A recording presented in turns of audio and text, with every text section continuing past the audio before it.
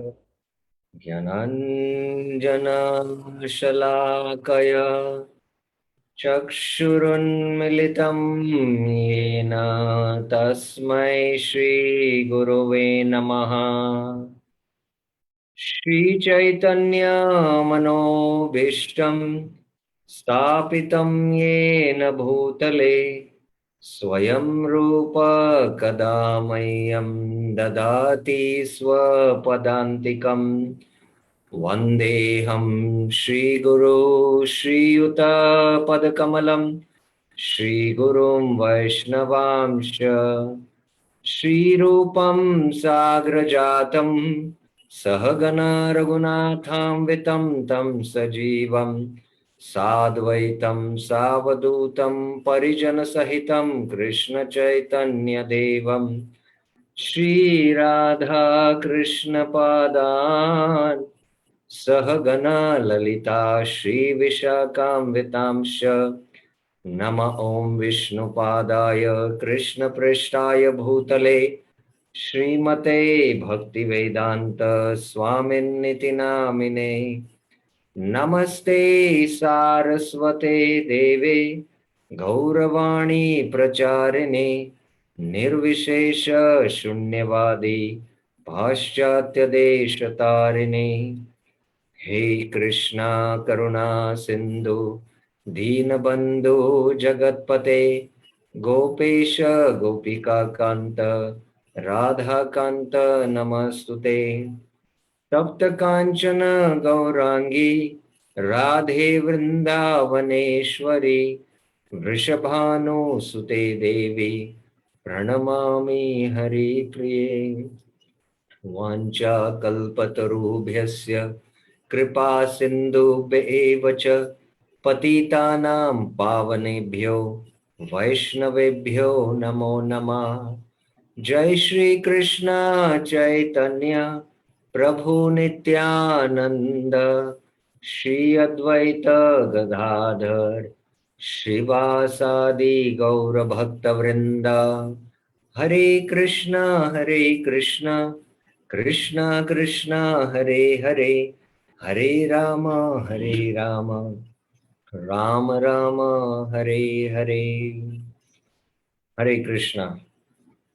So welcome to our Saturday and Sunday series on exploring Raganuga Bhakti.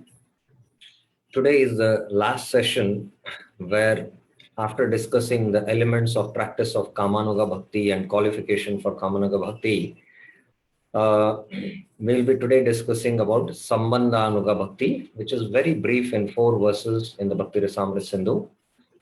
Later on, we will discuss what Lord Chaitanya has role in bestowing spontaneous devotion to conditioned souls. We all now understand how lofty is, the qualification and the practice of Raganuga Bhakti, which in one sense is not spontaneous. It is not spontaneous devotion directly to Krishna. There is spontaneity with respect to following the Vrajvasis. In that sense, it is spontaneous. It only becomes spontaneous when we attain Bhava Bhakti. And to attain Bhava Bhakti for Krishna, that is, Raganuga is the way. There's no other way. Only by practicing Raganuga Bhakti, we can attain that Bhava Bhakti, by which we can attain Krishna Prem for Golok Sham Sundar Krishna. So we saw how lofty it is, but how Chaitanya Mahaprabhu, through his Sankirtan movement, through the simple acts of devotional service, out of his causeless mercy, will bestow, this great gift, because this is what he has come to give. And then briefly we'll discuss how sadhakas make the transition, which we had discussed a little bit before, but a little more detail we'll discuss how we will make that transition from regulative to spontaneous. So these are the small themes which we will be discussing. So let us begin now where we stopped yesterday.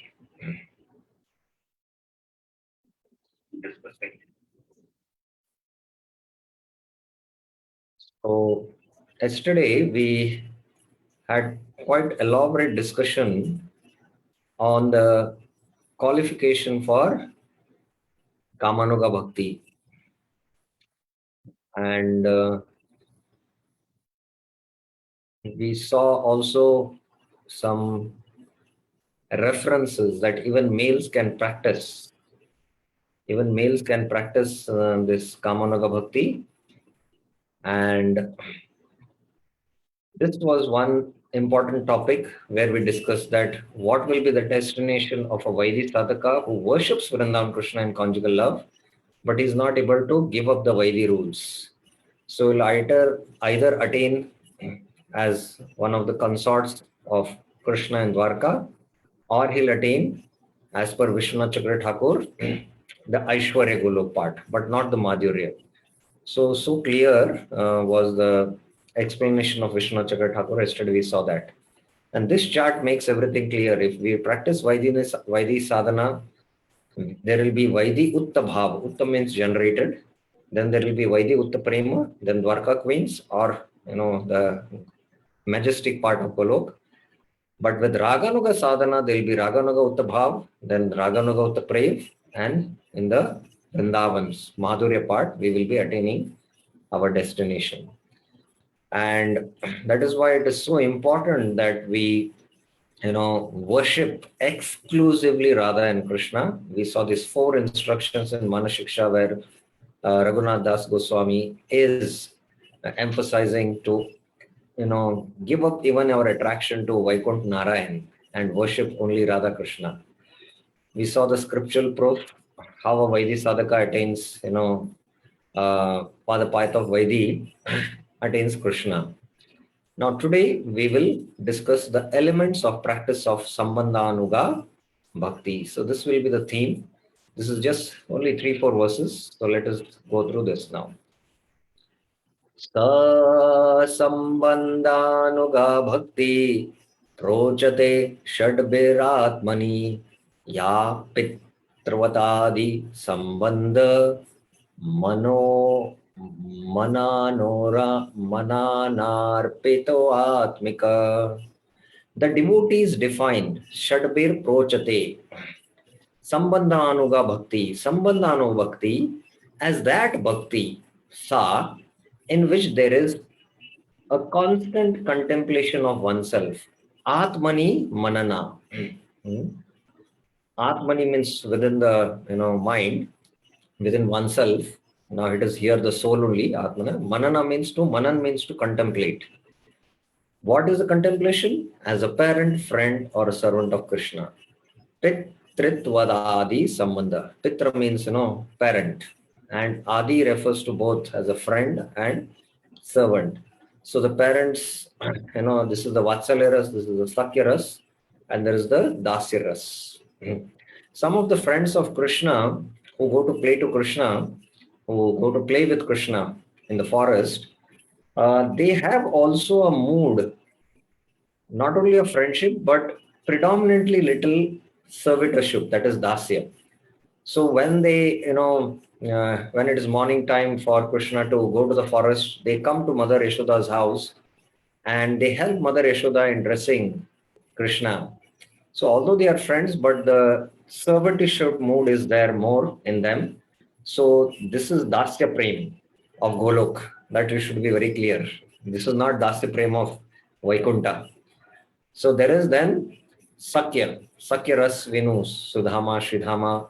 And even in this Sakya, there are, deeper levels and intimacies also. Within Vrindavan, there are these divisions. Bhakti Rasamrita Sindhu, especially the Western division, goes into quite a lot detail about these different types of Sakya Ras. So friendship is pure Shuddha Sakya Ras, not of Pandav Arjun, who has also knowledge about Krishna's majesty, and identification with a role. Aropa Atmika. Aropa means, we take that role. Now here is a very important explanation given by Jiva Goswami. That bhakti, whose essence, Atmika, Sambandhatmika it is, na? Sambandhanuga, Ragatmika and Sambandhanuga it is concentrated contemplation, manana of the relations such as parent and furthermore with identification of oneself in that role. First is the contemplation of a relationship of a parent and identifying oneself in that role. Two things are there, is called Sambandhanuga Bhakti. Sambandhanu Bhakti is Raganuga Bhakti, in which we follow the Sambandha, what is that? Kama Rupa Ragatmika and Sambandha Rupa Ragatmika. Yeah, we follow the Sambandha Rupa Ragatmika Bhaktas, that is the eternal associates. The definition of Raganuga Bhakti has already specified that the ideal person whom one follows is the inhabitants of Raj and not Dwarka. So it's only Brajvasi Janadishu. Again, it is emphasized. Thus, identifying oneself as the father in Dwarka is excluded from Sambandhanu Bhakti, which is a branch of Raganuga Bhakti. So, Krishna's fathers are there, Vasudeva and Devaki in Dwarka, and there are other also elders who have this mood of Vatsalya Prem towards Krishna and Dwarka. That is excluded in Raganuga Bhakti, because Raganuga Bhakti is exclusively in the mood of Vrindavan, Braj. Next verse. Lubdair Vatsalya Sakyado Bhakti Karyatra Sadakay Vrajendra Subaladinam Bhavacheshta Madhurya Mudraya. Practicing devotee sadhake, greedy, lubdve. Again, here the qualification is greed for parental, friendly or servant relationships. Vatsalya Sakyado perform this bhakti karya atra, with indications of behavior and mood of Nanda, Subala and others. Vrajendra Subaladinam Bhava Cheshta Mudraya. So they have this, they follow the mood of Nanda Maharaj, mood of Subal, mood of the friends or the servants of Krishna. They are greedy for that kind of Vatsalya or Sakya or Dasya. However, now is a warning. However, one should not think oneself as Nanda or Shubal.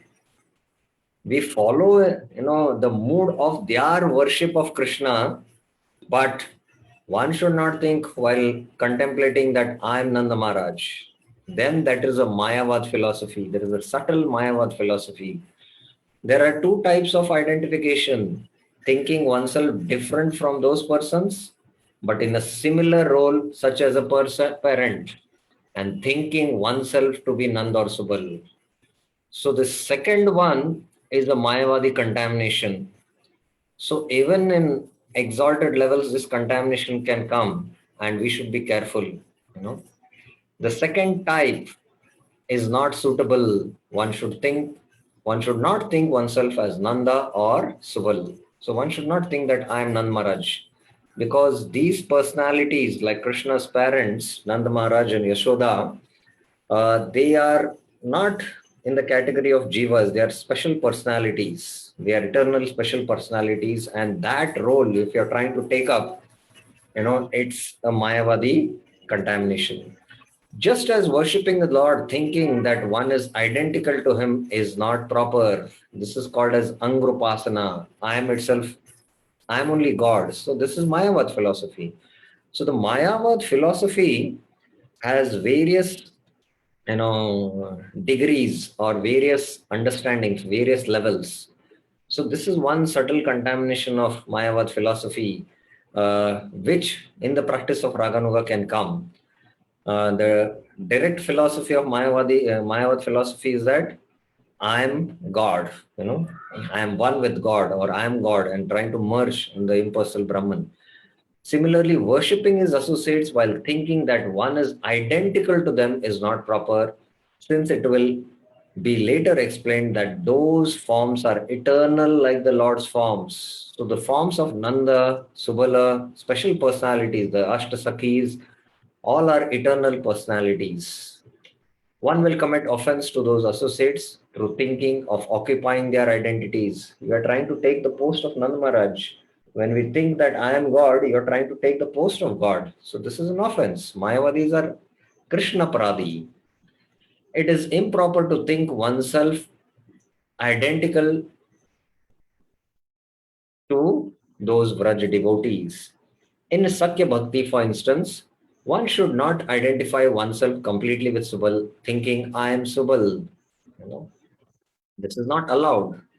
Though a type of identification exists when one carries out the practice of Angurpasana and thinks I am Krishna, one simply goes to hell because this type of identification produces thoughts which are completely hostile to the inhabitants of Raj, such as Nand, since one competes with them. So Mayavad philosophy means you try to compete with God and take God post. Similarly, if one starts thinking, I am Subal, I am Nand, that means we are trying to compete with the eternal associates of Lord. Bhakti is service, which is to be performed with the Sadhaka Rupa and the Siddha Rupa by the Sadhaka. It has already been explained in verse 295. Seva Sadhaka Rupena Siddha Rupena Chatrahi. So this was explained. The phrase with symptoms of the mood and behavior of Subal and Nanda, needs to be explained. That's why this phrase, Vrajendra Subaladinam Bhava Cheshtita Mudraya, this has to be explained. If one does not take shelter of a guru, offer respects, observe Ekadasi, etc., using the argument that Subal and others did not perform those acts, and we should only follow after them, one goes to hell since one commits an offense to Guru. So this we saw that Sauramya Sampradaya, one of the disciples of Hemalata Thakurani, Rup Kaviraj came up with this philosophy. So trying to take this pure devotion of the Vraj to be very cheap and try to imitate will never work. Therefore, the author has said that is a fault if one fails to perform the compulsory angas of bhakti, such as observing Ekadasi. So the author here refers to Rup Goswami. Rup Goswami, while discussing the sadhana angas, he has said, the person qualified for bhakti is at fault for failing to perform all of the important angas of bhakti. Dosha bhakti anganam prajayate. There will be a dosh, there will be a fault if you don't perform the angas of bhakti, prajayate. Therefore, the mood and actions of Subal, Nand and others have been described in Bhagavatam so that the devotee can perform similar service mentally in his Siddha Day, and in his Sadhaka Day, he follows the directions of the Acharyas, the directions of the Guru under whom he is practicing spiritual life now, the directions under the 6 Goswamis, following in the footsteps of the 6 Goswamis, they are also our Acharyas. So like that, he follows the mood and actions. Now let us see the scriptural proof for this Sambandhanuga Bhakti.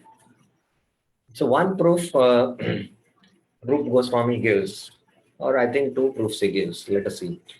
Tata hi shuyate shastre kaschid kurupuri stita nanda sunor adishtanam tatra putra taya bhajan naradasyopadeshena siddho bhut vriddhavadike.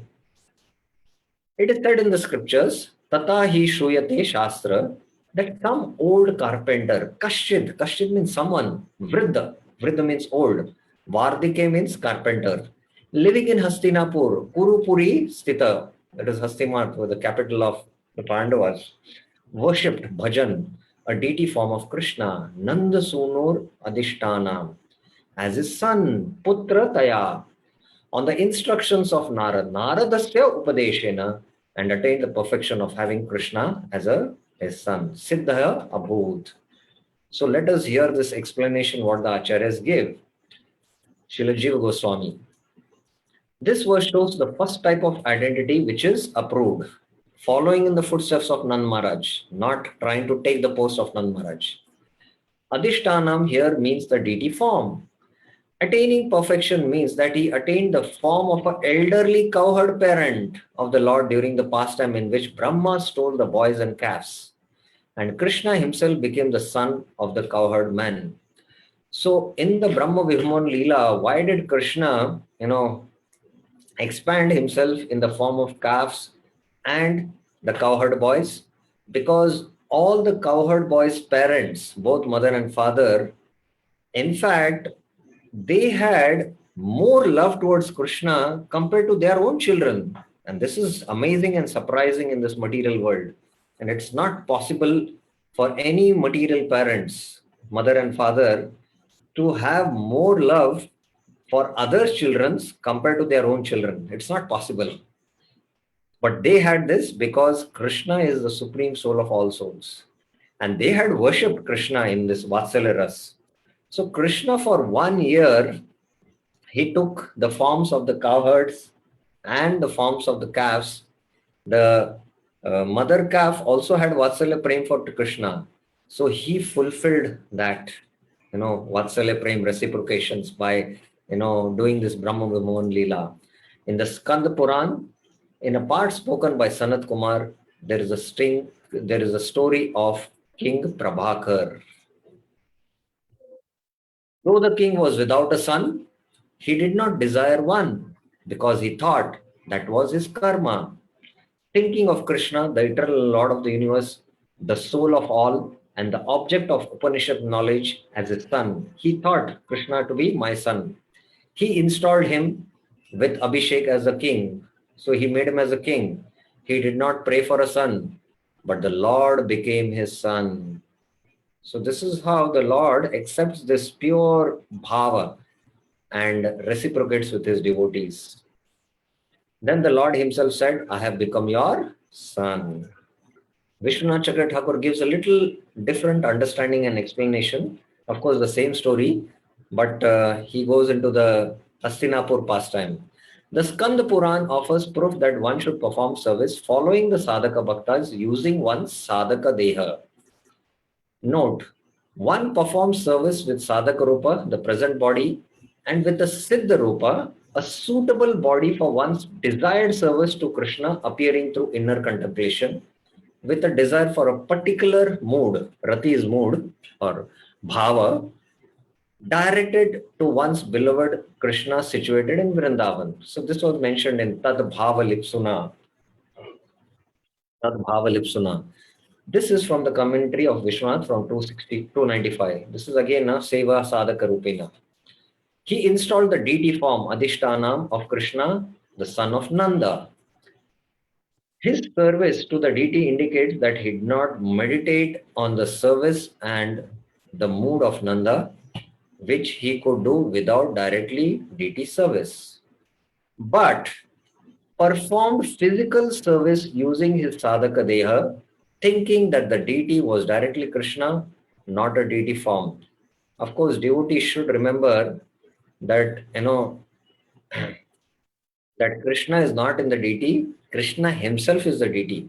So in his sadhaka deha only, thinking that Krishna, is my son, he started doing service directly to, just like the father serves the son, very nicely. He dresses him. He gets a lot of pleasure, dresses him, combs his hair to send him to the school. So this king started, dressing the Lord and doing this in the mood of Vatsalya Bhav. Therefore, the sadhaka should perform service to the deity form since he does not have direct contact with the Lord. Now, here is a very important, very, very important point Vishwanath Chakra Thakur is bringing, especially both for brahmacharis who stay in the temple and for the grahasthas who are at home. They should regularly do deity worship. By doing this deity worship and slowly Krishna being pleased, Gaur Nitai being pleased, slowly they will, infuse this, raga, spontaneity in us, by which this mood will develop over a period of time, over a period of years. This Raga Bhakti, who are practicing within ISKCON also, is very, very difficult to, find out also. I'm telling you frankly, it is not so easy to find out who is practicing Raga Bhakti. Of course, to make clear, for myself at least, I definitely know it is Vaidhi Bhakti only we practice. But it is very difficult to find out somebody who has attained this spontaneity. And I know one Mataji whose husband has left the world and her daughters are married and they are well settled. And she comes and performs a lot of services in temple, especially, doing the Abhishek for the deities in the temple and uh, cooking for the deities in the temple.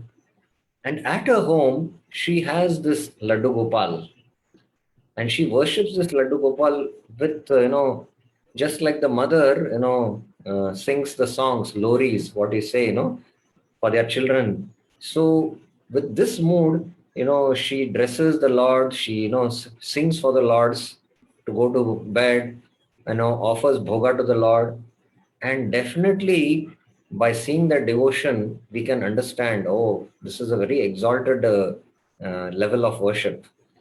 So we cannot really fathom sometimes that who has, been given gifted this mood of a particular rasa within even our practicing devotees. So I know practically this one example which I have seen particularly with my own eyes. So that's why by serving the deities, we are directly in contact with the Lord in the sadhaka dheya.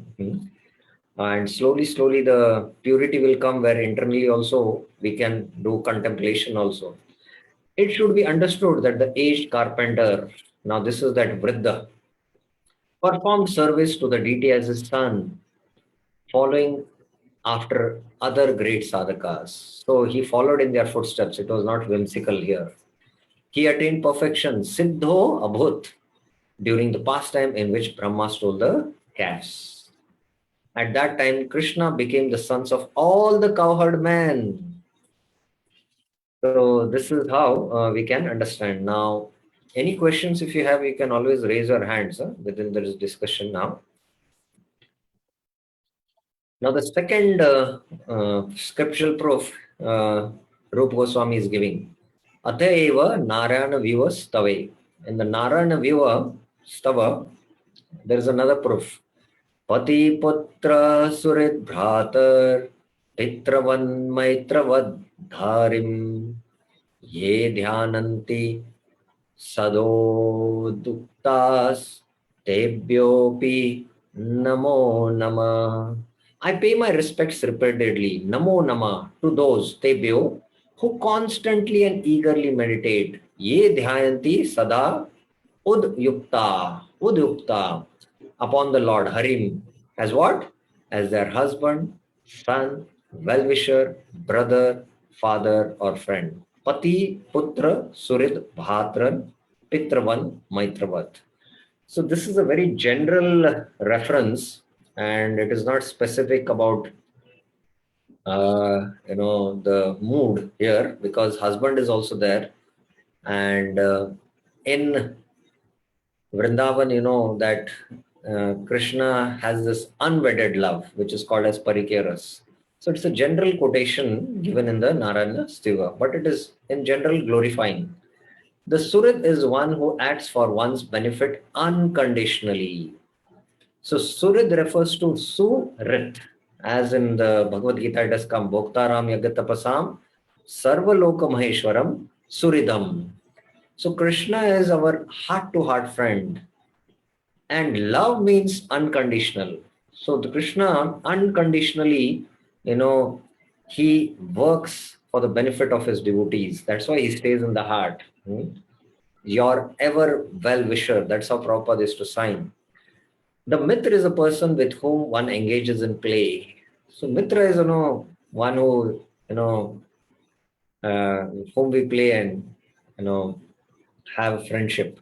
That is the difference between the two words.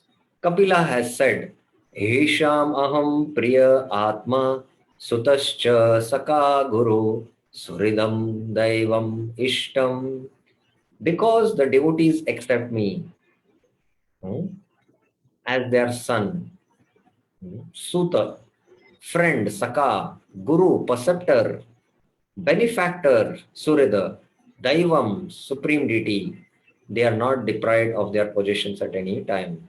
Aham Priya. So this is the intimate relationship in, the Vatsalya, Sakya, and other relationships. Very deep intimacy is there. So this is the reference for very similar verse. What is there in the Narayan Viva Stava. Now this is the last verse of Bhakti Rasamrita Sindhu Sadhana Bhakti, which is the Eastern Division second wave. And within Sadhana Bhakti, from one verse till practically, I think, 294 or 284. Let me see. It was 284, I think. 294.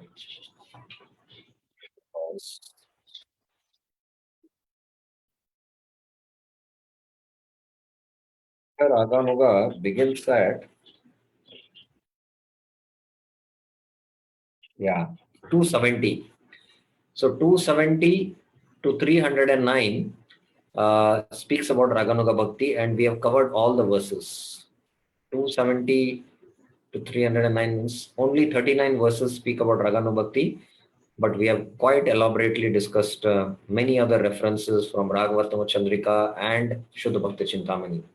After, explaining Sambandhanaga Bhakti, giving references, last verse, this is what Rupa Goswami writes. Krishna tad bhakta karunya matra labhaika hetuka pushti margataya kaschid iyam raganugochyate. The mercy of Krishna and his devotees. Krishna tad bhakta karunya matra. Matra means just only. Only by Krishna's mercy and his devotees is the cause of attaining Raganuga Bhakti. Labdaika hetuka. Hetuka means the cause. Some call Kaschit Uchate this type of devotion, Iyam Raganuga, Pushti Marga, Pushti Margataya. And in the Vallabhacha Sampradaya, they are called as the Pushti Marg also. This is the name given by the followers of Vallabhacharya. So we in Vaidhi Bhakti, when Rupa Goswami discussed, he called it as Maryada Marg. Maryada means following the rules and regulations. And Vaidhi Bhakti is called as Maryada Marg. Raganuga Bhakti is called as Rag Marg or Pushti Marg. The use of the word matra only is used in the sentence to defeat the false proposition that offering of karmas sometimes acts as the cause of Vaidhi Bhakti. So, karmarpanam. In Varnashram, we do our karmarpanam to Krishna. This is what we do the actions and offer that actions to Krishna. So this kind of duties will not give rise to Vaidhi Bhakti.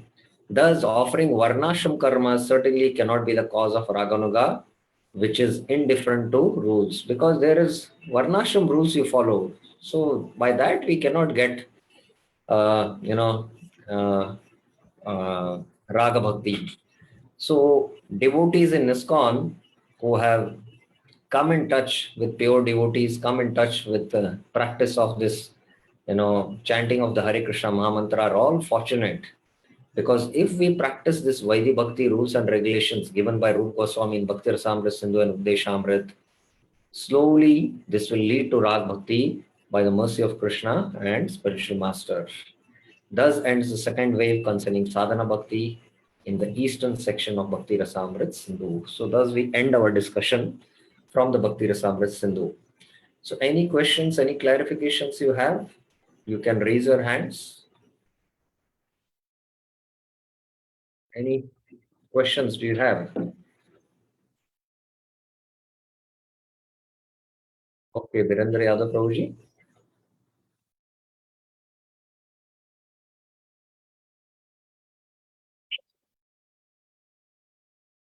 Yeah, I have unmuted him. Hare Krishna, Prabhuji, Dandavat Pranam. Am I audible, Prabhuji? Yes. Prabhuji, my question is very simple. This Raganuga Bhakti, it manifests only at the Bhava level, I understand. No, till now what we discussed is Raganuga Bhakti transition from Vaidi to Raganuga starts happening at the stage of Nishtha. The Raganuga sadhana we start practicing after the stage of Nishtha.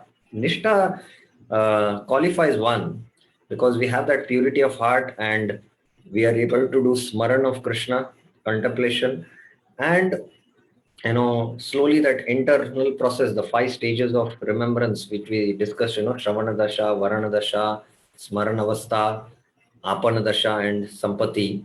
So these are the stages slowly from Nishtha to Ruchi to Asakti, Bhava, and then Prem. So definitely the way is we take up to Vaidhi Sadhana Bhakti, we are now Vaidhi Sadhakas, and slowly over a period of time, by meticulously practicing Vaidhi Sadhana Bhakti, focusedly chanting the Hare Krishna Mahamantra and doing services, simple services, we slowly, with the purification of the heart, by chanting especially, we enter into a mood where we are directly attracted to particular Vrajvasis. Slowly it happens.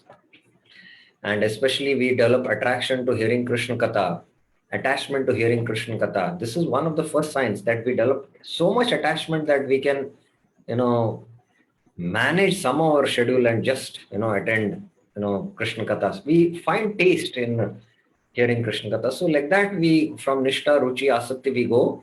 And after the end of Asakti, Sadhana Bhakti is over stage. And within Sadhana, Raganuga Bhakti is over. Then we attain Bhava. Bhava according to our mood. Bhava Bhakti is there. And after Bhava Bhakti, we attain Prema Bhakti. So that's how we go. But it is also important here to know and understand that with Shraddha, seed sown in the heart, and having faith in Bhakti literatures, having faith in Guru and Sadhus, having association of Sadhu Sangha, and performing bhajan, that is bhajan kriya. There are, the metaphor is given of, the seed being sown and a small creeper coming out with 2 leaves. The 2 leaves are 2 characteristics of sadhana bhakti, that is Kleshagani and Shubhada. So Kleshagani is compared to the rough surface of the leaf, and Shubhada is compared to the top surface, which is the smooth surface of the leaf.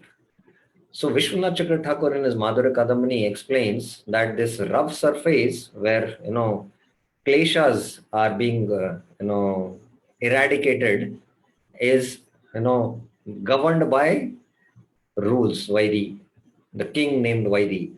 And the smooth surface he compares to Rag, which is the smooth surface of the leaf. Rag means governed by lobe. So although with our practice of sadhana bhakti, we are practicing Vaidhi sadhana bhakti, there is in one sense, some attachment to deities, some attachment to holy names, Navdeep Vrindavan, we have attachment to, pure devotees, we have that attraction, but this is not actually Raganuga sadhana. That we should be clear. There is some attachment, there is some attraction, but with the purification of heart after Nishtha, then our Raganuga sadhana begins. Is that clear, Prabhuji?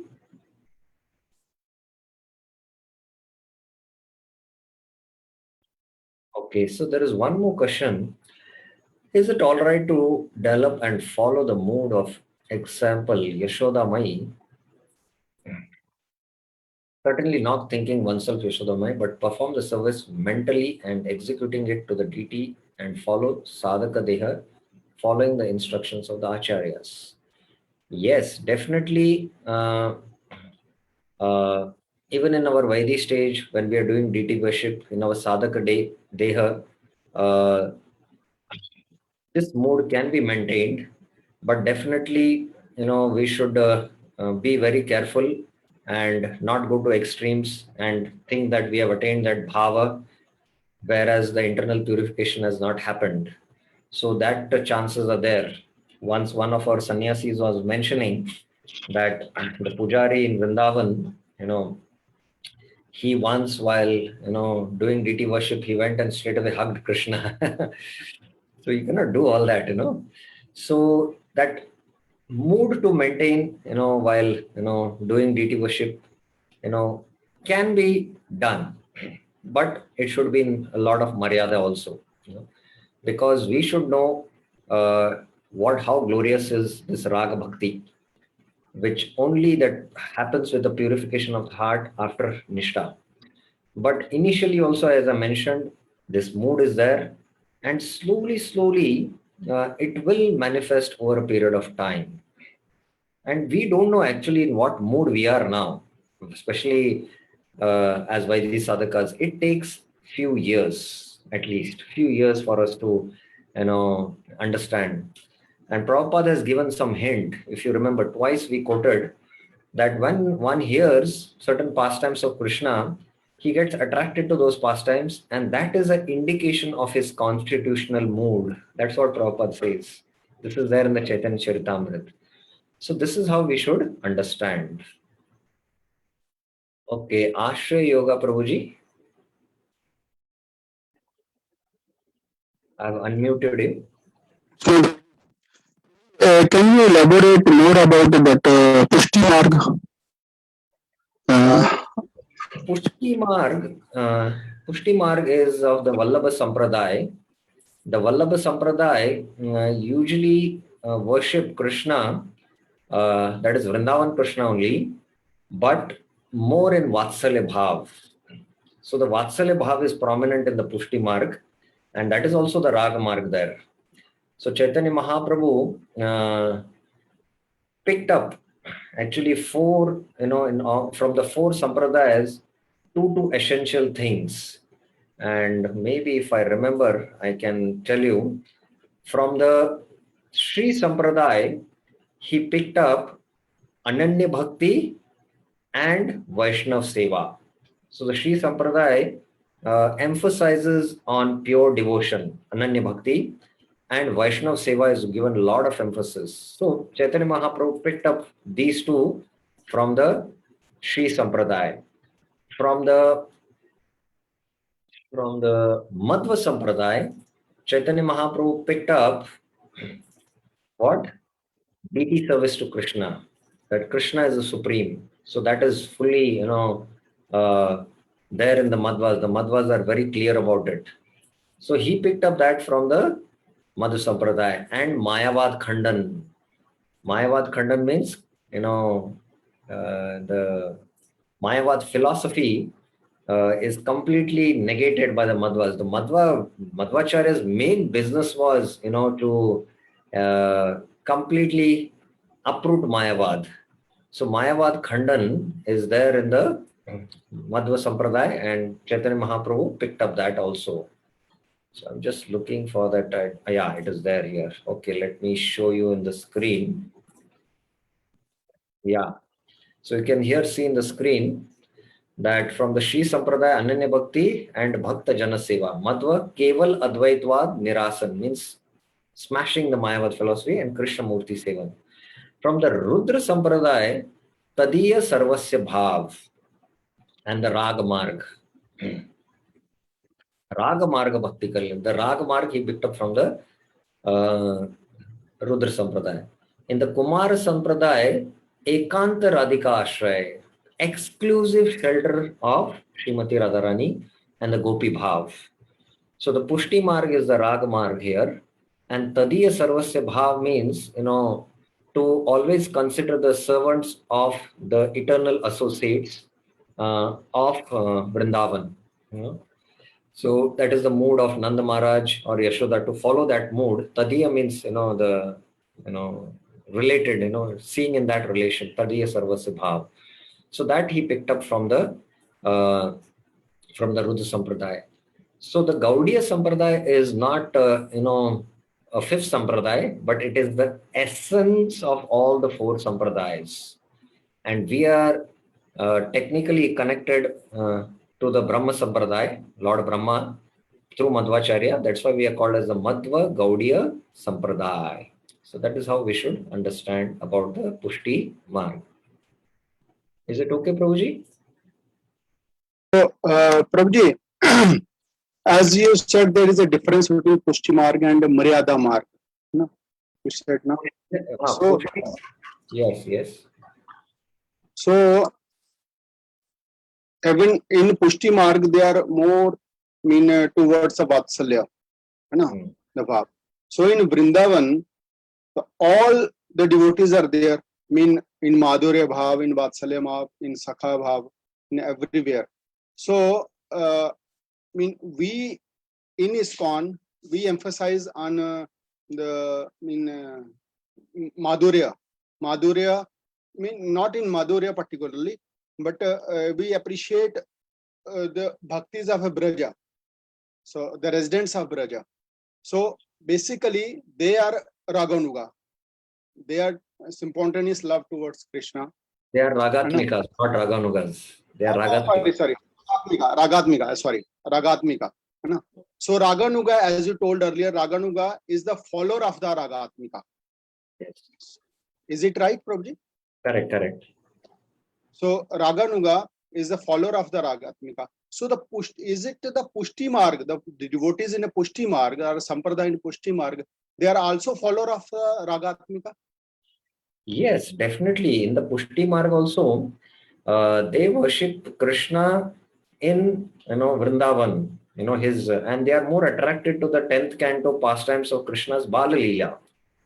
Okay. So that is why that is why they develop that mood. That is the Vatsalya Bhav. So in the Pushti Marg, it is predominantly Vatsalya. Chaitanya Mahaprabhu is very special avatar who has come to give us the Unnata Ujjvala Ras. It's not that we are attracted to Madhurya Bhav, but Chaitanya Mahaprabhu has come to give us, that highest Unnata Ujjvala Ras. And right. He has made it very clear, I many times quote this, Ramya Kachita Upasana Vrajvadhu. But this is what, he has come to give the highest, but it doesn't mean that the devotees who are practicing ISKCON will not be in, accepting the Vatsalya or the Sakya. Anyone depending on, his mood and inclination, which slowly, develops as we enter into the stage of Nishtha and start practicing Ragana Bhakti, it will, develop slowly. And this is between the spiritual master and the disciple. And slowly, slowly, with the purification of the heart, his mood will come out, his greed will come up. He'll be more attracted to maybe Krishna's pastimes in the forest or Krishna's pastimes with Mother Yashoda or Krishna's pastimes with the gopis. So it depends on the mood. But definitely Mahaprabhu, what was never given before. Even Krishna, when he came and performed pastimes, he did not give this love of Raj Bhakti. He did not give it. And only Chaitanya Mahaprabhu can give this. And Chaitanya Mahaprabhu comes once in a day of Brahma, as Krishna appears once in a day of Brahma. So previously this, Vraj Bhakti was given in the previous day of Brahma. That means, now we are on the, 7th Manvantara. So previous 7 Manvantaras, you have to go back. Then the Brahma's day begins. Then there is Brahma's night. That is 12 hours. That is 1000 Chaturyugas are gone. And then again back 7 Manvantaras you go. That time Chaitanya Mahaprabhu had bestowed, and now he has come again to bestow. How rare it is. What is the rarity you can imagine? So this is possible only by Chaitanya Mahaprabhu's mercy. I hope it is okay. Yes, Prabhuji. Yes, thank you very much. Okay. So we have a small discussion now, very, very important. Let us now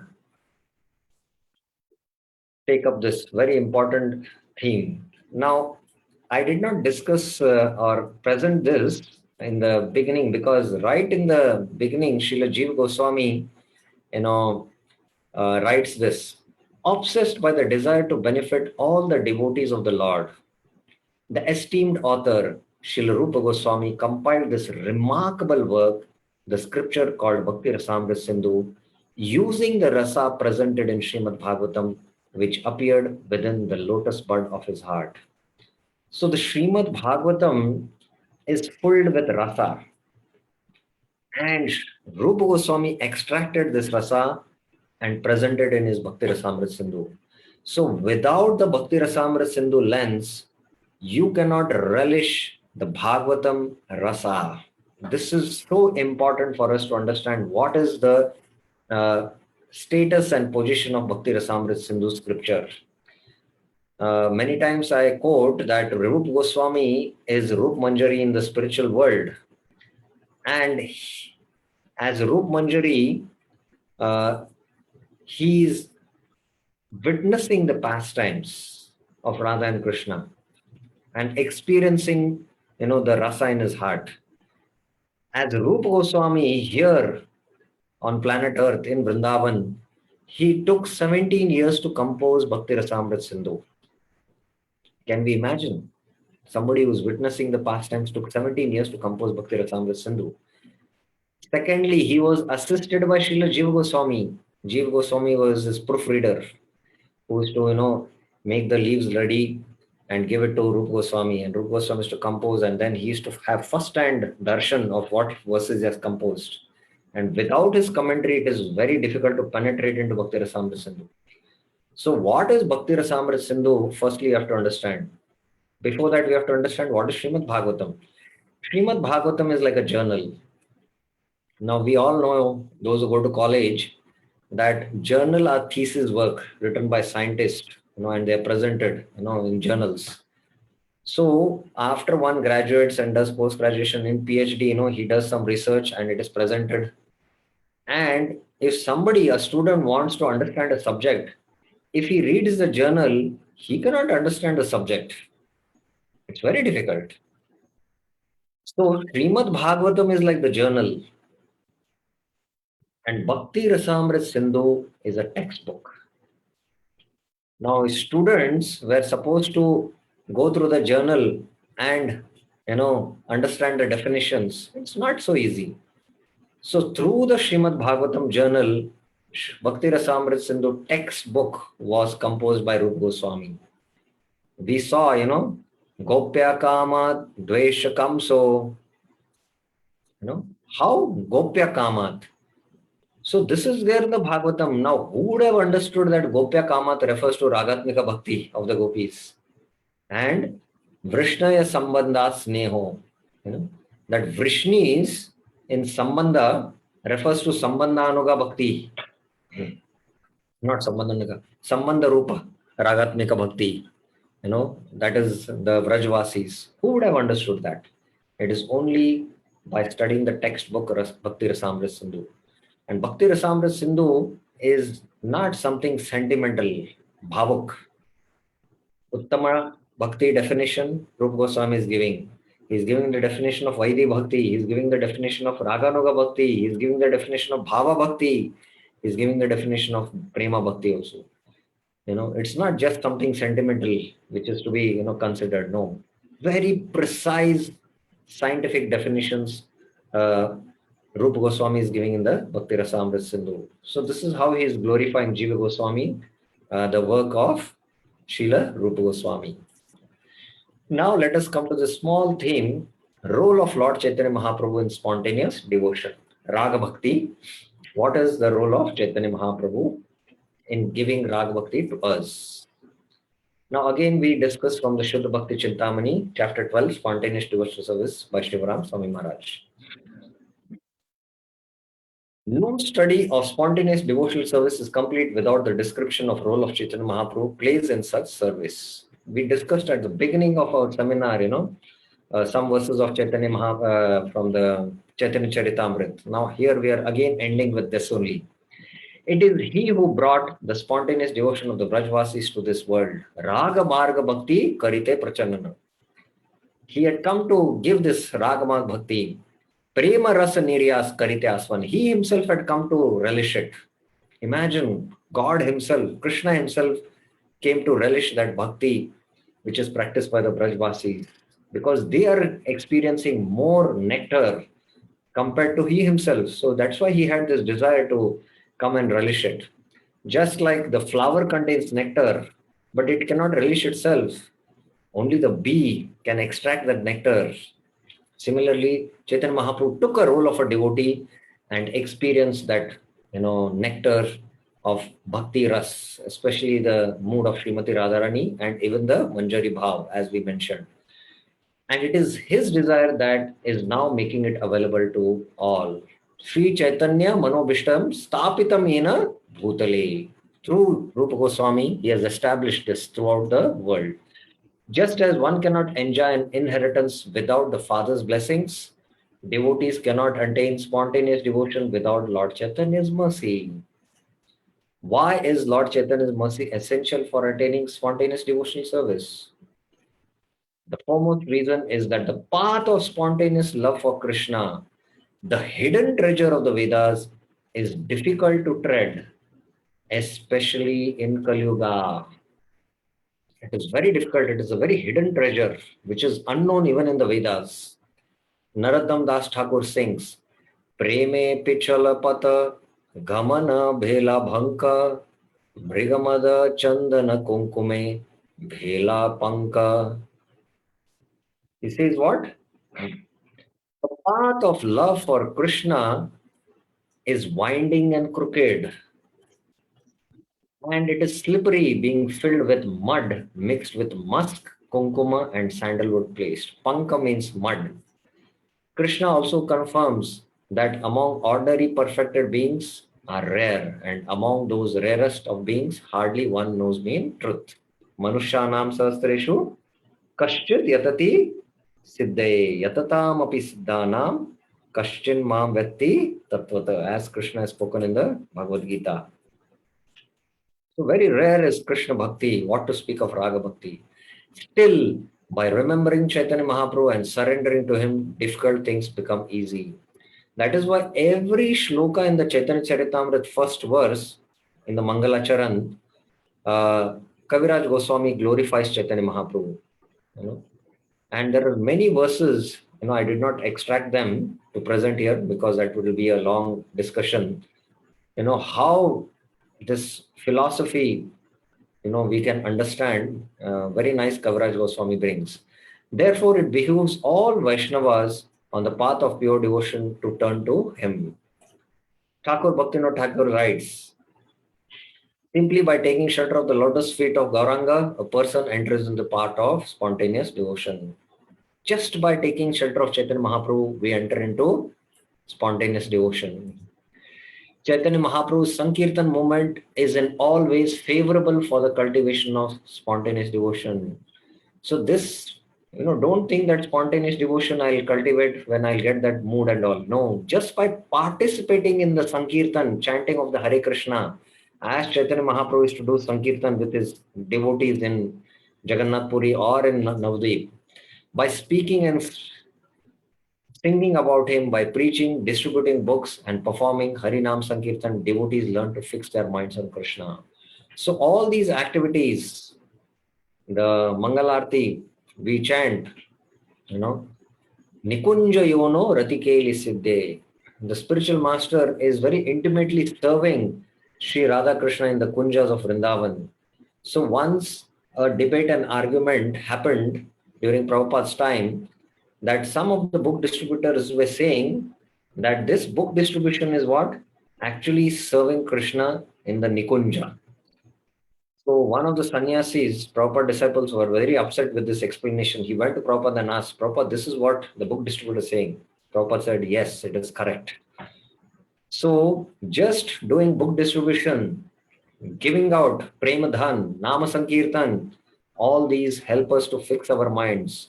So most important is that Raga Bhakti or Raganuga Bhakti, qualification will happen with the purification of the mind when the mind and senses are controlled.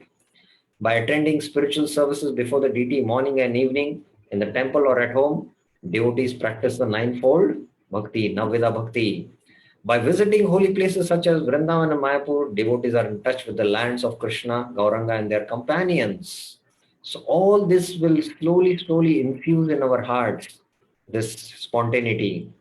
The reader may ask, how is that? Simply by serving Lord Chaitanya, one becomes eligible for spontaneous devotional service. First, one should remember that Lord Chaitanya is non-different from Radha and Krishna. Shri Krishna Chaitanya, Radha, Krishna, Nahi, Anya. It is just a matter of time before their service matures and fully manifest. Therefore, I think Narottam Das Thakur again here says, Gaura Prema Rasarvane Seta Ranga Yebadube Se Radha Madhava Antaranga Grihe Vavane Te Thakyo Ha Gauranga Bole Daka Narottama Mage Tara Sanga. Okay, there is one question. We'll take it up. I understood Chaitanya Mahaprabhu and Nityanand Prabhu in Panch Tattva picture. Please show me who is Advaita Acharya, Gadadhar Pandit and Srivas Pandit. Okay, these are what are called as the Pancha Tattva. Chaitanya Mahaprabhu, Nityanand Prabhu and Advaita Acharya are Vishnu Tattva. Bhakta Avatara, Bhakta Rupa and Bhakta, I'm not able to recollect that verse. Is there in the Chaitanya Charitamrita. So Chaitanya Mahaprabhu is, Krishna himself, again in the mood of Srimati Radharani. Nityanand Prabhu is Balram. He is Krishna's expansion. And Advaita Acharya is Mahavishnu. Actually, he is a combined form of Mahavishnu and Sadashiv. Gadadhar Pandit is Bhakta Shakti. Bhakta Shakti refers to Krishna's Shaktis. And Ladini is one Shakti. And the personified form of Ladini is Srimati Radharani. So Gadadhar Pandit is, Srimati Radharani. And Srivas Pandit is Bhakta. The Bhakta, I don't know what exactly the term is there in the Chaitanya Charitamrita. In the Panchatattva mantra it comes. I'm not able to recollect. So he is the devotee. And here Srivas Pandit is actually Narad Muni. Narad Muni is incarnated as Shiva. That is how we can understand. Now Sadashiva and Shiva, any difference? Yes, there is a lot of difference. It's a big topic, but just to summarize, Sadashiv is one who resides in the spiritual world, in the Vaikuntha Lokas. After this Brahma Jyoti, the Vaikuntha spiritual world start. So Sadashiv is there, who is non-different from Vishnu, Sadashiv. And during the creation mass time, Mahavishnu, he is Karandakshay Vishnu, who glances at Pradhan. There, expansion of Sadashiv is Shambhu. Actually, Vishnu transforms himself into Shiva there. So that is Shambhu. That is called as Shambhu. And within the universe, from Brahma's eyebrows who is born, is Shiva. He is again an expansion of Sadashiv, who is Shambhu in the creation pastime. And within the universe, he is Shiva. He is called as Shiva or Rudra. And there are these Rudras who are called as the 11 Rudras. So like that, the Shiva Tattva is a very complex philosophy. Okay, so let us go back to this, how Gaura Prema Rasa, one who is chanting, hearing Gaura Rila and is Gaurangera, Nitya Jana. Gauranga's eternal associates are what? Eternal. If you consider, then you will you will attain Radha Krishna. That was also mentioned. So here, Te Tarange Yedube, one who is, absorbed in Gaur Lila Katha. He is actually a Radha Madhav Antaranga. He is Radha Madhav Antanga.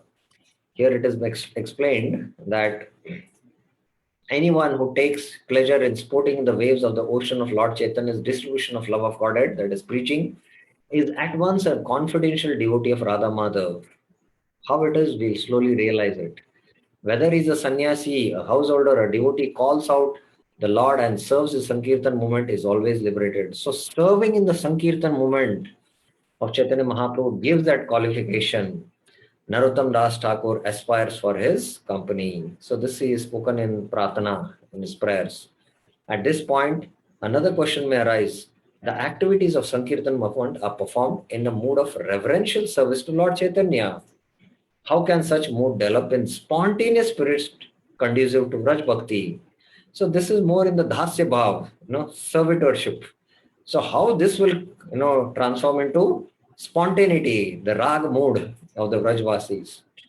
Because Lord Chaitanya is Krishna in the mood of Radha, Lord Chaitanya is pleased with those who chant and serve Krishna's name with faith and humility. So Chaitanya Mahaprabhu has come in the mood of Radha. This is internal. By serving Chaitanya Mahaprabhu, that same mood will get infused in us. Pleased, the word is there here. Pleased, he then infuses spontaneous devotion to these servants' hearts. This is what is mentioned in Navdeep Dham Matme by Bhaktivinoda Thakur. Although devotees serve Krishna in one of these five mellows, they worship Chaitanya Mahaprabhu only in the mood of servitude. However, now I would like to just make a point. If we start worshipping Krishna, there is the Gauranga Nagaris. They try to, again concoct, Chaitanya Mahaprabhu in different moods and try to serve Chaitanya Mahaprabhu in, the Gopi Bhav or in the Vatsalya mood or that. All this is again a deviation. The mood should be mood of servitude for Mahaprabhu, and slowly for Krishna we will develop these moods. Because Gaur is not different from Radha and Krishna, sincere service to him results in the awakening of one's relationship with the divine couple in any of the five moods, specifically the four moods: Dasya, Sakya, Vatsalya and Madhurya. For example, although Radha and Krishna's pastimes do not manifest themselves directly in the pastimes of Lord Chaitanya or his Sankirtan movement, fully mature service to him fructifies as the development of Madhurya Ras. Because Lord Chaitanya's blessings, devotees then become fit to perform spontaneous service to Radha and Shyam in Vrindavan. So by serving Lord Chaitanya, how this happens is because Radha Krishna Nahi Anya. Chaitanya Mahaprabhu is not different from Radha and Krishna. Slowly, it matures and then we become fit for spontaneous devotion. That is, they will be externally serving Lord Chaitanya's mission, that is preaching, and internally cultivating spontaneous devotion for Radha and Krishna. Such devotees become quickly submerged in the ocean of Radha Krishna's pastimes. By the grace of the divine couple who combine to appear as Gauranga, these devotees again gain admittance to the spiritual realm to forever become the gopis' companions. So here from Madhurya Bhav it is explained. So this is a short discussion about how devotees in the Sankirtan movement will ultimately, attain this highest benediction which Mahaprabhu has come to give. There is one question I will take up. Yes, Prabhuji. Hare Krishna, Prabhuji. As you presented in your PPT, that one point I have noticed that the conclusion is the chanting of the Mahamantra and preaching. Yes. So to understand this as a conclusion of Bhakti, to reading the Bhakti Rasamrita Sindhu. So Prabhuji, as in today, the present scenario in ISKCON, most of the devotees are in the service of preaching, try to preach, although they may not be developed full confidence in preaching, they may not be interested in preaching, but they are still in the in this mission of preaching. So Prabhuji, by heart they may not be preaching, but externally they are helping or they are in preaching mood. So it is that the same what you can call ki, it has same effect if one's think that he should preach and one think that it's a burden. I got your question. I got your question. See, preaching, we have a very narrow understanding of preaching. Preaching means not those who just give classes and just go out and conduct courses and they are on the Vyasasan giving lectures. Preaching has a very, very wide expanse. And even going and doing book distribution is also preaching in one sense. if you are good in DT service and nicely you're dressing the DTs, and the new bhaktas or new people who come and see the DTs and appreciate, that is also preaching. So preaching, just by, seeing your conduct, acharan, people can get inspired to practice bhakti, although you might not be able to preach the philosophy. And Bhakti Tirth Maharaj had a disciple whose name was Kuvera. Now, Kuvera was, dumb. He was not deaf, but he was dumb. He could not speak.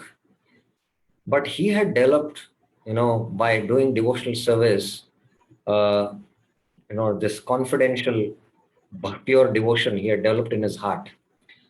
And because he cannot speak, he cannot preach, but just by doing book distribution and just by meeting people, he would be able to attract many newcomers to the path of devotion. And many got connected. And His Holiness Radhanath Maharaj in one lecture mentions that a few years back, it is now just maybe 5-6 years back, that this devotee left the world. And on his, what do you say, on his Shraddhanjali program, a huge hall was filled with not only devotees, but with many people whom the devotees also had never seen them. Who are these people? But all of them had come for this Shraddhanjali program. And practically, because the devotees saw that all these new people are there, let us give them chance. And they gave them chance to speak. And when they started speaking about Kuvera, the devotees were stunned and practically tears were in their eyes. So he was able to influence people because he had that devotion in his heart. And because he had this devotion, although he could not speak, he was dumb, but he could, give Mahaprabhu's mercy and attract the conditioned souls. And Radhanath Maharaj goes on to explain that Bhakti Tirth Maharaj aptly, named his disciple as Kuvera. Kuvera is, the king, the demigod who, holds a treasure for, on behalf of the Devatas. He's got a lot of wealth. Balaji, you know how much wealth he has here on earth. Now, what to speak of Kuvera? And he has got different kinds of wealth. There are 8 different kinds of wealth, as far as I remember. But his disciple Kuvera had the wealth of Krishna Prem. So we should not think that, just because we are not able to give classes or give pravachan, we are not apt in the, complete philosophy. But if we are attentive to hearing, if we are attentive to our chanting, if we practice the angas of bhakti very sincerely, Krishna will definitely bless us. Krishna will definitely bless us.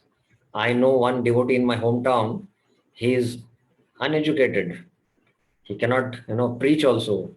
But he, by his devotion, is able to influence such top people that he can get them to come to the temple, whom we also cannot do. And they, the way he serves them, the way he, takes care of them, they are, very much influenced, and they take up to bhakti practice. And he's able to, without having the skills for preaching, he is able to influence and give out, Krishna bhakti. So we should have this broad understanding. That was what my point is.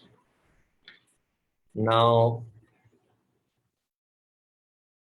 there's one question. Kindly throw some light on the mood of Sarup Damodar and Ramanand Rai. I feel it is not, necessary for us, but just briefly to tell, just like Srimati Radharani was feeling the pangs of separation when Krishna left from Vrindavan, and it was Lalita and Vishaka who were constant associates who were giving her solace. So similarly, Chaitanya Mahaprabhu was feeling the same pangs of separation as Srimati Radharani, because he had come in the mood of Srimati Radharani towards Krishna. And it is Sarup Damodar and Ramanand Rai who were assisting and giving solace to Chaitanya Mahaprabhu in the form of, according to his mood, singing those particular bhajans. So that is how we should understand. I think that is sufficient for us to know. If you want to know more about Ramanand Rai, then Chaitanya Charitamrita explains that Chaitanya Mahaprabhu taught 4 things by 4 of his disciples. Through Sanatan Goswami, he taught humility. Through Haridas Thakur, he taught tolerance. Haridas Thakur was beaten in 22 marketplaces, but yet he tolerated that and he was praying for them. And he taught that how we should avoid criticism by Damodar Pandit. And he taught how to conquer lust by Ramanand Rai. Because the pastime of Ramanand Rai, he used to dress the Devadasis who used to go and sing for Jagannath. And one of the devotees had come to Chaitanya Mahaprabhu, I want to hear Krishna Katha. Chaitanya Mahaprabhu sent him to Ramanand Rai, but when he heard that this is what Ramanand Rai is engaged, he was bewildered. So how to conquer lust? It is taught by Ramanand Rai. So for us, more important is how to conquer lust in one sense. So this is more important to understand how to conquer lust through the activities of Ramanand Rai. So there is few more minutes, 10-15 minutes, and there are only few slides left, which I would like to show. There are only 9 slides left. It is very short discussion. I would like to complete it so that we complete today this series. It's quite simple. After understanding all this, now the question again might come up, how a Vaidhi Sadhaka transforms into Raganuga Sadhana? How does Vaidhi Sadhana? Now, devotees may wonder how the transition from regulative devotion to spontaneous devotion takes place. It takes place in one of the 3 ways. In sadhana bhakti, as a natural consequence of practice in previous lives. I had thrown some light with respect to this when I discussed Ragavartma Chandrika, but here it is some more detail. In sadhana bhakti practiced in the present life, in bhava bhakti after regulative practice has matured. So this third one we'll try to understand a little bit. Let us go to the first one now. In sadhana bhakti as a natural consequence of practice in previous lives. Srila Jiva Goswami gives example of transition from Vaidhi to Raganuga from one life to the next, Bhakti Sandarbha. He says that both the Vrishnis and the Sadhana Siddha Gopis practiced Vaidhi sadhana in previous lives. So the Sadhana Siddha Gopis are the Dandakaranishis or the Shruti Chari Gopis, and the Vrishnis. Now Vrishnis here refer to not the Dwarkavasis but the Vrindavasis. So they practiced Vaidhi sadhana in their previous lives. As a result of their pure devotion, they then appeared in Krishna's pastimes, where they developed affection for him, which matured into ruchi. So sneha is a level of prema only. So it's not that they only practiced Vaidhi sadhana, they developed that spontaneity also to attain Vraja Krishna. So they, from their sadhana, they attained Siddhi stage, and from Siddhi, in the Sadhaka Sharir, they were born in Vraj Leela. This is how we should understand. In this way, their regulative devotional in one life led to spontaneous devotion in the next. So spontaneous devotion here refers to pure spontaneity, that is bhava and prema. It is not raga spontaneity. Raga is actually not spontaneity as I mentioned. Spontaneity only to follow the Vrajvasis. So this can happen from regulative to direct spontaneous when the mood is there. The transition from regulative to spontaneous practice is fascinating in that it goes through the same phases whether it takes place in one life or over many. So from previous life, that mood what you have, that mood only you will develop in this life also. The transition within one lifetime takes place as follows. So the second one, initially devotees at the stage of practice are under the jurisdiction of scriptural injunction. They practice Vaidhi sadhana bhakti. Then as they hear Srimad Bhagavatam and associate with advanced devotees, an interest in spontaneous practice awakens. So there is a initial interest, initial greed, but that might be temporary. But as the purity happens, as regular Bhagavatam we hear, as we associate with Rasika Bhaktas, then there is little greed. And with the purity of the heart at Nishtha, the greed is real greed. The pure at heart develop eagerness, lobha, which makes them fit to perform what Sri Jiva Goswami calls a mixture of spontaneous and regulative. So he says that, they practice a mixture of regulative and spontaneous. Now, why it is, we'll see. When real taste, ruchi, that is after Nishtha, there is ruchi, arises, the influence of spontaneous attraction suppresses the regulative spirit. So we don't, suddenly jump from Vaidhi to Raganuga. The jump is, not sudden. It is gradual. There is initially the mix of Vaidhi plus Raganuga, and slowly, it will go towards Raganuga. So at the stage of Ruchi, there is influence of spontaneous attraction, and that suppresses the regulative spirit, and the devotee is fully imbued with the mood of Raganuga Bhakti. Shri Jiva Goswami writes, therefore, in some situations, it is appropriate to practice Raganuga Bhakti mixed with Vaidhi Bhakti.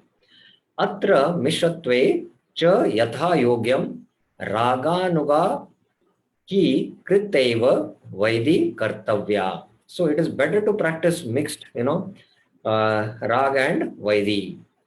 He adds that even very advanced devotees sometimes display such mixed devotion in order to benefit and guide the general populace.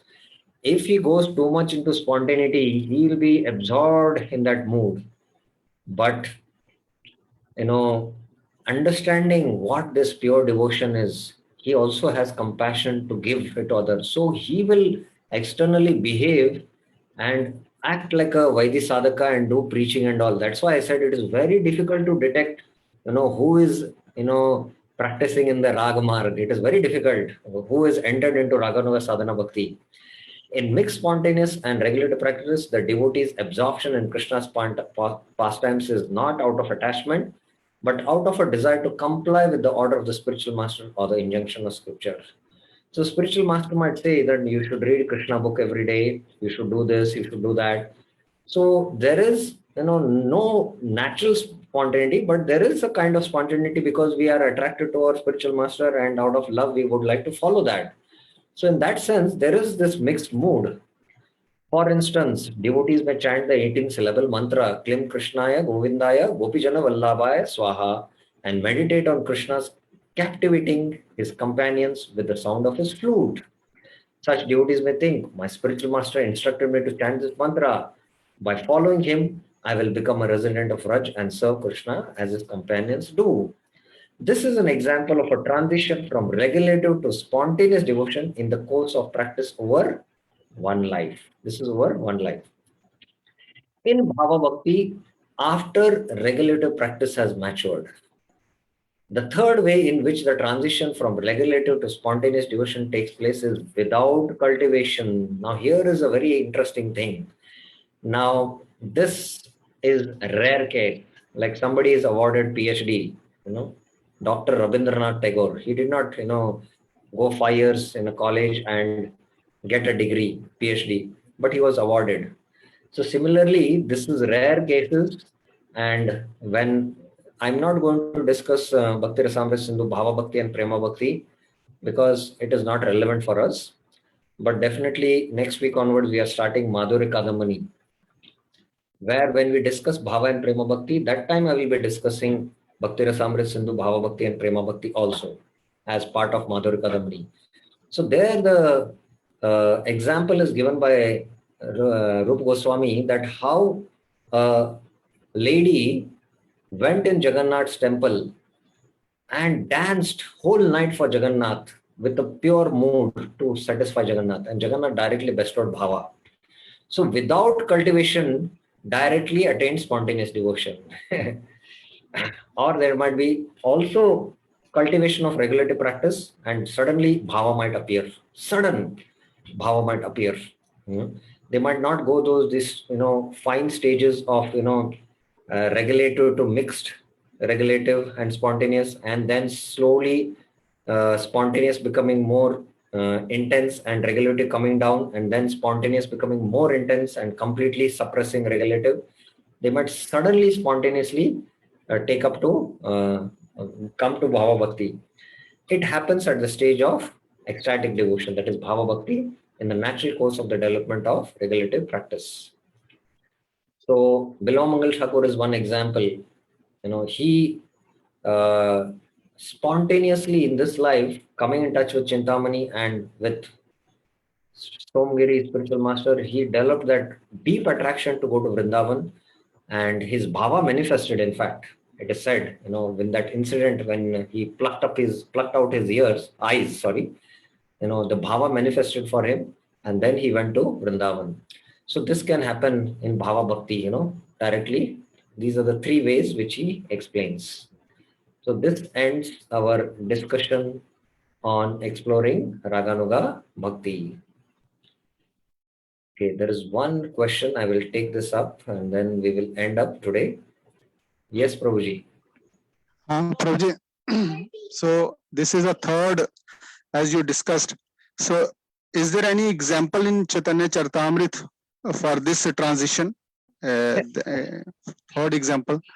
So There are what I was thinking that, millions of examples are there in the Chaitanya Charitamrita. In fact, in the Chaitanya Charitamrita, when Chaitanya Mahaprabhu goes to the South India Yatra, yes, he just, those who take his darshan directly from Shraddha to Prema within a second, not even within a second, within a nanosecond, they attain. And what to speak, they attaining, when they go and, give darshan to their villagers, they also attain Prema. So like that, the entire South India, all the jivas just went back to Godhead.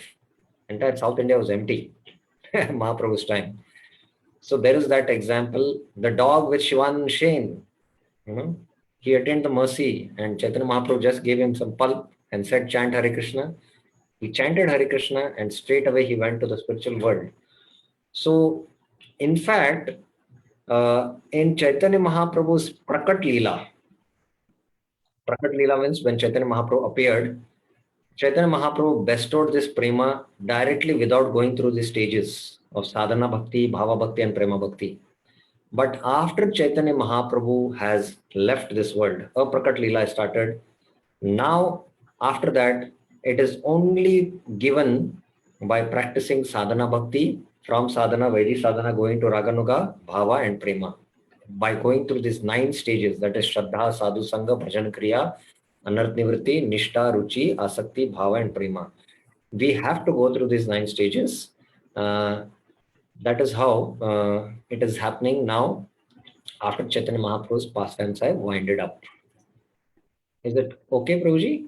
So Prabhuji, it means that first stage, first process, second process culminates into third process if we follow the regulative principle, follow the spiritual master. During Aprakat Leela of Shri Chaitanya Mahaprabhu, as we are following the Vaidhi Sadhana Bhakti, so the third stage will come now. Both 1 and 2 culminates in third stage automatically. Is it so, Prabhuji? Yes. The definition of sadhana bhakti is kriti sadhyat bhavet sadhya. Sa sadhana vidha nitya siddhasya bhavasya prakatam vriddhi sadhyata. Kriti sadhya means sadhana bhakti which is engaged with the senses, sadhya bhav. Sadhana bhakti will lead to bhava bhakti. Sa sadhana vidha. So that sadhana bhakti, that is the definition of sadhana bhakti. And this bhava is what? Nitya siddha bhavasya. It is eternally present in a very generic sense. Prakatam vriddhi sadhyata. Or as Chaitanya Mahaprabhu says, Nitya siddha Krishna prem kabhu sadhyanai shravanadi shuddha chitta koraya udai. So Nitya siddha Krishna prem is lying dormant because the soul has natural spontaneity and love for Krishna, because the soul belongs to the Supreme Soul. So it is there, Shravanadi Shuddha Chitta. So by practicing the 9 limbs of devotion or sadhana bhakti with the 64 limbs, it will become manifest. It is natural. The child has the natural ability to walk, and with certain practices, he will learn to walk on his own, but initially he needs some help, support. So sadhana bhakti is engaging the senses by which slowly the natural spontaneous affection or love of the soul for the Supreme Soul will awaken. Any other questions anyone has? Any of the clarifications?